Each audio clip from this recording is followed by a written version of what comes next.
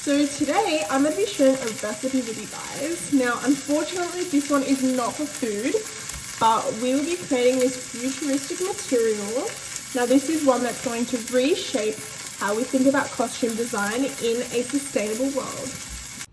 Okay guys, so now that we've gotten that out of the way, we're going to start the real cooking. But first I'm going to show you guys the two different materialities that we can make from the one recipe that I'm going to show you guys today. So the first one that I showed you guys earlier, this one's made with a wooden grain pulp. And the second one is made using an old bandage, but you can also use cheesecloth or any fabric to add the texture. So these are both bio-based materials made with natural dyes, CMC and Carrageen. So as you guys can probably tell from the texture and the color, the inspiration for this material was basically drawn from bodily textures, so skin, muscle, any sort of anatomical forms. And these are meant to be made into costumes, which are grown rather than sewn. So rather than being mass produced, these materials are meant to decay, adapt, and exist basically like a second skin for a moment of performance, rather than being wasted and only used once and then adding to landfill. So yeah. So guys, now we're going to run through the whole recipe. I'm going to take you guys through it, show you step by step, and at the end we're going to create these amazing materials. Okay guys, to make these amazing skin-like materials, we are going to need a baking tray, baking paper, we have our measuring jug, CMC and Carrageen, our cheesecloth, old bandage or any sort of linen scraps. We also have our natural beetroot dye, our mixing bowl and our jug of boiling water. Okay, so to begin, we are going to take 250 milliliters of our boiling hot water and we're going to pour that one into the jug. Now we're going to add about 25 milliliters of our beetroot dye into the mixture.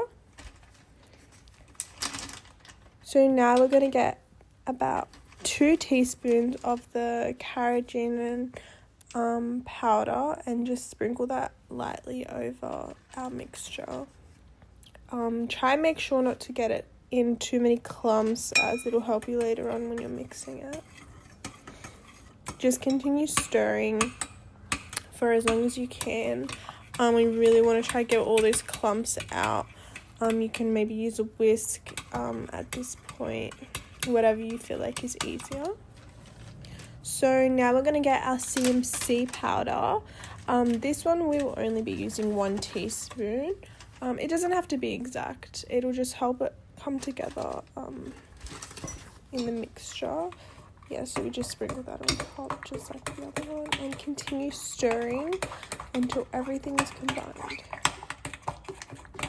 So now that our CMC and Carrageen mixture is all combined, there is a few chunks, but that's okay. We just want to spread it out on our baking sheet. Now we're just going to start off with a thin coat, that way our cheesecloth can kind of have a surface to stick down on when we place it. But yeah, just try and get that coat nice and thin and even on the baking paper. So now we're just gonna add our cheesecloth on, give it a bit more of that organic shape.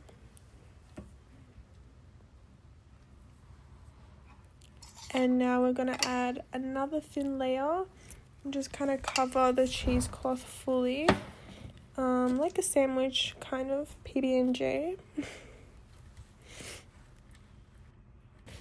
Now for the best part, we're going to skip those long hours of drying time and place this bad boy into the oven for about 45 minutes on 40 degrees, basically the lowest temperature that your oven can go.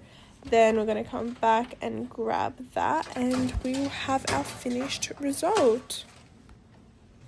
So guys, I hope you've had no problems following along with this tutorial, because honestly it's a very simple recipe, but the outcome is honestly amazing. And there is so many end applications that this can be used for, like editorial costume design, performance wear, conceptual fashion. Like the possibilities are endless. And honestly, like its skin-like qualities, this is what like drew me to this material.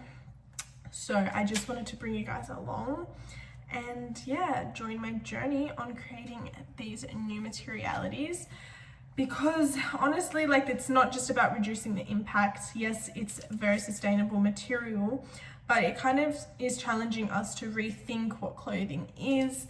Can fashion grow on us? Can it decay beautifully? Honestly, like the possibilities are endless. But yeah, thanks guys.